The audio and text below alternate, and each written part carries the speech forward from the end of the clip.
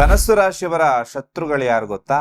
ಧನುರ್ ರಾಶಿ ಧನುರ್ ಲಗ್ನದಲ್ಲಿ ನೀವೇನಾದ್ರೂ ಹುಟ್ಟಿದ್ರೆ ಈ ವಿಡಿಯೋ ಕೇವಲ ನಿಮಗೋಸ್ಕರ ಮಾತ್ರ. ಈ ವಿಚಾರಗಳನ್ನ ಯಾರೂ ಕೂಡ ನಿಮಗೆ ತಿಳಿಸ್ಕೊಡೋದಿಲ್ಲ. ನಿಮ್ಮ ಜೀವನದಲ್ಲಿ ಕಷ್ಟಗಳು ಬಂದಾಗ ವಿಶೇಷವಾಗಿ ನೀವು ಮಾಡಬೇಕಾಗಿರೋ ಪರಿಹಾರಗಳನ್ನ ತಿಳಿಸ್ಕೊಡ್ತಾ ಇದ್ದೇನೆ. ಈ ರೀಲ್ ಕಳೆದೋಗೋದಕ್ಕಿಂತ ಮುಂಚೆ ವಿಡಿಯೋನ ಸೇವ್ ಮಾಡ್ಕೊಂಡು ನಮ್ಮ ಪೇಜ್ ನ ಫಾಲೋ ಮಾಡ್ಕೊಡಿ. ಧನುರ್ ರಾಶಿಯವರು ವಿಶಾಲವಾದ ಮನಸ್ಸನ್ನ ಹೊಂದಿರ್ತಾರೆ. ಇವರು ದಿನದಿಂದ ದಿನಕ್ಕೆ ಅಭಿವೃದ್ಧಿಯನ್ನ ಪಡಿತಾರೆ.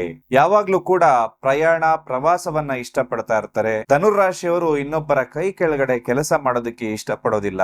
ಧಾರ್ಮಿಕ ಕಾರ್ಯಗಳಲ್ಲಿ ತಮ್ಮನ್ನ ತಾವು ತೊಡಗಿಸ್ಕೊಳ್ತಾರೆ. ಇವರು ಇನ್ನೊಬ್ಬರನ್ನ ನೋಡಿ ಯಾವತ್ತೂ ಕೂಡ ಭಯ ಪಡೋದಿಲ್ಲ.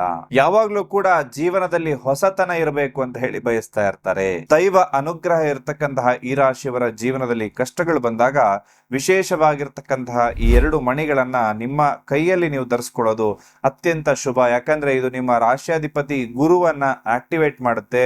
ನಿಮ್ಮ ಜೀವನದಲ್ಲಿ ಏಳಿಗೆಯನ್ನ ನಿಮಗೆ ಪ್ರಾಪ್ತಿ ಮಾಡುತ್ತೆ.